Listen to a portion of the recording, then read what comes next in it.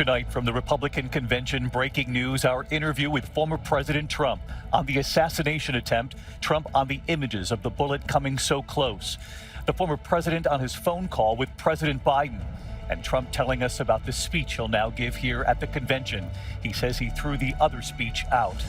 Late today here, former President Trump officially becoming the Republican nominee. Hereby declaring him the Republican nominee for President of the United States of America. His family helping Trump's home state of Florida put him over the top.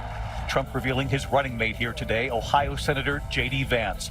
The one-time vocal critic of Trump, now his running mate. J.D. Vance was notified about 20 minutes before Trump made the announcement. What Vance said about Trump before and what Trump told us tonight about his choice for VP.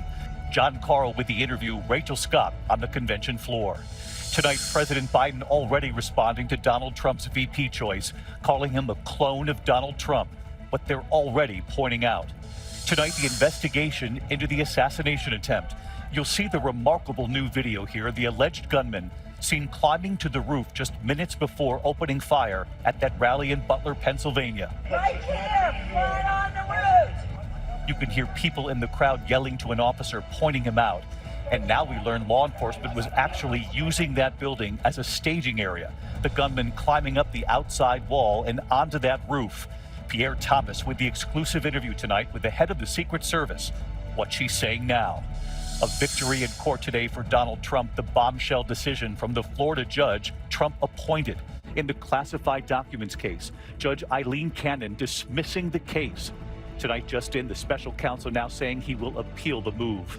Also on this Monday night, tracking severe storms across the Midwest, Chicago included, and the life-threatening heat from Washington, D.C. to New York City to Boston. The heat index, the feel-like reading, up to 110 degrees. And tonight here, we remember a popular actor from Hill Street Blues to Doogie Howser. From ABC News, this is ABC World News Tonight with David Muir, reporting tonight from Milwaukee. Good evening from Milwaukee tonight. We are coming to you from the Republican National Convention. Tonight, the major headlines here already. Delegates here have formally nominated the former president. And after months of speculation, Trump has now named his vice presidential running mate, Senator J.D. Vance from Ohio. Tonight here, Karl's conversation with the former president on the assassination attempt, about Trump's phone call with President Biden, and about the speech Trump will give here on Thursday. He says he threw out his original speech. On the floor here today, Trump's children, Eric, Don Jr., Tiffany, casting all 125 delegates from Florida for their father, representing Trump's new home state of Florida. And it was those delegates putting Donald Trump over the top, now the official Republican nominee. The convention erupting into celebration and cheers. And then a thunderous welcome here for Senator J.D. Vance on the convention floor, a one-time vocal critic of Trump, once saying, "I can't stomach Trump," saying he is leading the white working class to a very dark place. Tonight, he's on the ticket with Trump. And this evening, the former president telling us about his choice for VP. Karl standing by with the conversation with Trump, and ABC's Rachel Scott leading us off tonight from the convention floor. Donald Trump appearing here in Milwaukee hours after he officially became the Republican presidential nominee for the third time. His sons Eric and Don Jr. and daughter Tiffany putting him over the top in the roll calls. It came just minutes after Trump announced his running mate, first-term Ohio Senator J.D. Vance. And elect Donald Trump in 2024. God bless you, sir. Sources tell us Trump broke the news to Vance just 20 minutes before he told the world. The senator and his wife, Usha, taking a lap today on the convention floor. J.D. J.D. At 39 years old, Vance would be one of the youngest vice presidents in American history, elected to his first term in the Senate just 2 years ago. A Marine who served in Iraq, Vance then graduating from Yale Law School. A former venture capitalist, his working-class memoir, Hillbilly Elegy, a bestseller. Vance once had tough words for Trump. I'm a never Trump guy. I never liked him. I can't stomach Trump. I think that he's noxious and is leading the white working class to a very dark place.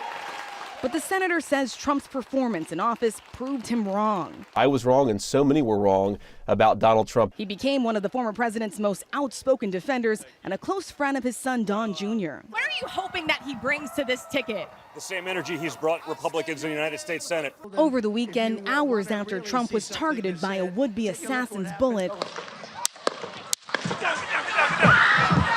Vance taking to social media to blame President Biden, saying the central premise of the Biden campaign is that President Donald Trump is an authoritarian fascist who must be stopped at all costs. That rhetoric led directly to President Trump's attempted assassination.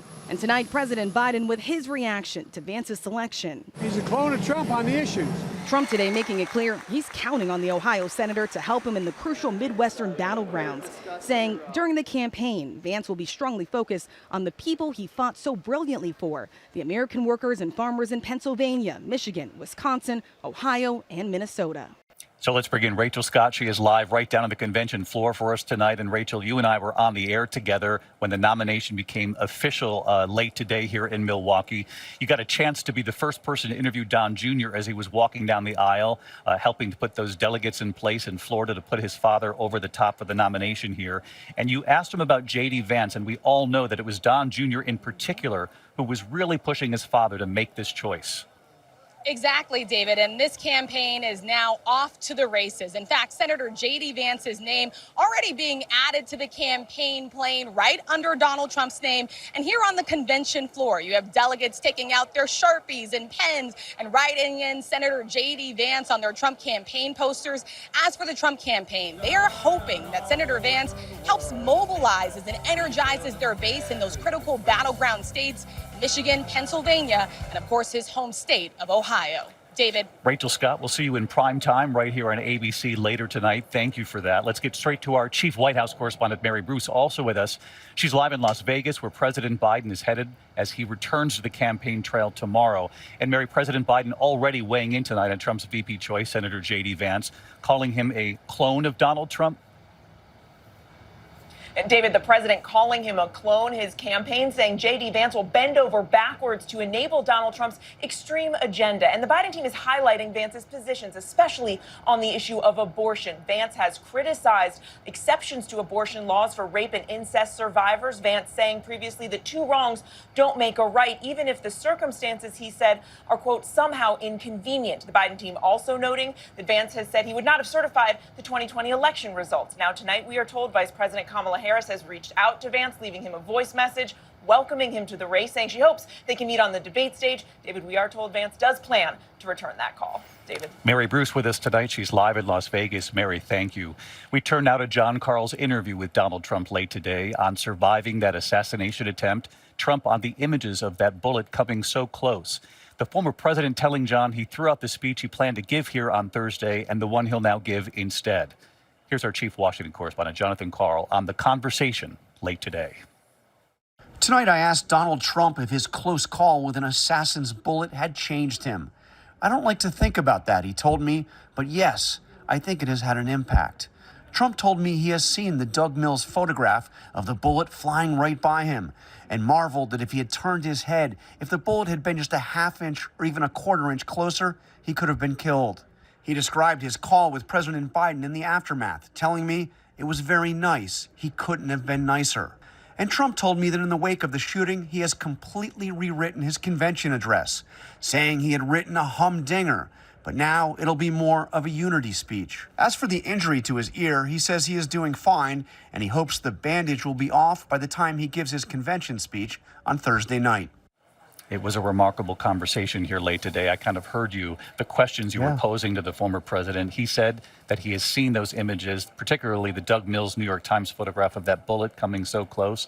And he's had plenty of time to think about it now. He has. He thought the reason why you could see the streak across the sky was because that was the blood after it hit his ear. Who knows what the case is. But he had seen those images, and he is still, you could tell, shaken by how close he came possibly to getting killed. The other thing he marveled at was that as he was down, he expected that people would be running because there had been shots fired. And as he said, he didn't really see anybody running away. He said they were all They all stayed there with him, is how he put it. The loyalty of the folks in the crowd. Yeah, that's how he saw it. In the meantime, the former president knows what J.D. Vance has said about Donald Trump for years, and how he changed his view of Donald Trump later on. And you asked him about his choice of J.D. Vance to be his running mate. Yeah, I mean, at first he said he's there because I get along with him great. He talked about his intellect, Yale Law School, mentioned that his wife also went to Yale. But I said, he said some really tough things about you. And he said, yes, but once he got to know me, he was all in. And he said that J.D. Vance is really popular with his core supporters, and he has been very helpful to him on the campaign already, and sees him as now. I mean, Trump likes a convert as much as he likes a true believer, especially a convert who has become a true believer. Very good chance we'll see them here tonight. No guarantee, but you'll be here with me in prime time, 10 p.m. here on ABC. John, thanks so much for that conversation. We continue here with the news tonight. There are fast-moving developments after the assassination attempt tonight. Remarkable new images here. The alleged gunman seen climbing to the roof just minutes before opening fire at that rally. You can actually hear people in the crowd yelling to an officer, pointing him out. And now we learn that law enforcement was actually using that building as a staging area, and how the gunman climbed onto the roof, the wall outside that building. And ABC's Pierre Thomas tonight with the exclusive interview with the head of the Secret Service and what she's saying now. Stunning new video tonight showing the moment Donald Trump's would-be assassin climbed onto the roof of that building just 2 minutes before he opened fire. Yeah, look, there he is. You can hear bystanders desperately trying to alert police. Authorities now using that video as part of the investigation. And tonight, ABC News has learned that heavily armed local police were stationed inside that building and missed Thomas Crooks climbing up the outside of the building to the roof. The same building was being used as a staging area for local police, according to 2 law enforcement officials. And Butler Township officials are confirming ABC News' reporting that a local police officer climbed up the roof and confronted Brooks moments before the shooting. The officer grabbed hold of the edge of the building, pulled himself up to be able to look, and according to what he's told me, shooter turned, rifle was pointed at the officer. The officer, defensive move, kind of ducked, fell, lost his grip on the building. Investigators tonight trying to determine whether roof access had been properly locked down. The shooter climbing seemingly unimpeded, about 400 feet from the stage, with a direct line of sight on the former president. Take a look at what happened. In Washington, lawmakers demanding answers, calling on the Secret Service director to appear before Congress. We sat down with Director Kim Cheatle today for an exclusive interview. What was your reaction when you saw the events unfold on Saturday? Shock, and then concern, obviously, for the former president. This is an event that should have never happened. Who is most responsible for this happening? What I would say is that the Secret Service is responsible for the protection of the former president. So the buck stops with you? The buck stops with me. I am the director of the Secret Service. It was unacceptable, and it's something that shouldn't happen again. The president and Homeland Security Secretary said today they had 100% confidence in you, but there are some members of Congress calling on you to resign. I appreciate the Secretary's comments, and we're going to continue to be transparent and communicate with people. You plan to stay on, absolutely. I do plan to stay on. Director Cheatle says she will not wait on an independent review of the security failure. She says she plans to make immediate changes. We learned today she's already expanded the tactical or SWAT support for former President Trump. David? Pierre Thomas here in Milwaukee with us. Pierre, thank you. Tonight we've also learned that FBI investigators have now searched the gunman's phone and his social media, but his motive is still unknown. Sources now say he bought dozens of rounds of ammunition leading up to the attack online and at a local gun store, and that he used his father's AR-style rifle, and what he told his father that day. Here's our senior investigative correspondent, Aaron Petersky, in Pennsylvania tonight. Look at what happened. Tonight, the FBI is pouring over hundreds of tips, including photos and videos, racing to put together a profile of Thomas Crooks. Sources confirming to ABC News Crooks bought dozens of rounds of ammunition from an online source and a local gun store in the days and weeks before the attack. And on the day of the rally, sources say Crooks, who had a membership at a local gun club, told his father he wanted to go to the shooting range. And that's when his father gave him the semi-automatic rifle, thinking nothing unusual about it. Investigators are still here in the neighborhood. You can see the shooter's house remains blocked off, but they've been going door to door, interviewing neighbors to see whatever they can learn. The FBI has conducted more than 100 interviews. Liam Campbell lives across the street. The parents, I'd say, are like, they're nice people. Like, I've said hi or bye to them, like, walking past, but the kid, I haven't talked to him much. Like, nobody really knows him. He sticks to himself. Crook was a registered Republican, David, though Thomas Crooks also donated $15 to a progressive group. He had no criminal record, no mental health history. Tonight, David, the FBI has gained access to his phone, but sources are still telling us his motive remains a mystery, the shooting a crime without a cause. David? Aaron Katersky on the investigation tonight. Aaron, thank you. In the meantime, we turn to a major victory in court for Donald Trump today in the classified documents case at Mar-a-Lago. The bombshell decision from the Florida judge Trump appointed, Judge Aileen Cannon, dismissing the case today. Late today, the special counsel saying he will appeal the move. Here's ABC's Terry Moran. Those unforgettable images, boxes and papers, many of them marked top secret, strewn around Donald Trump's Mar-a-Lago home. And tonight, the stunning ruling. The entire case against Trump for mishandling classified documents has been thrown out by Trump-appointed federal judge Aileen Cannon.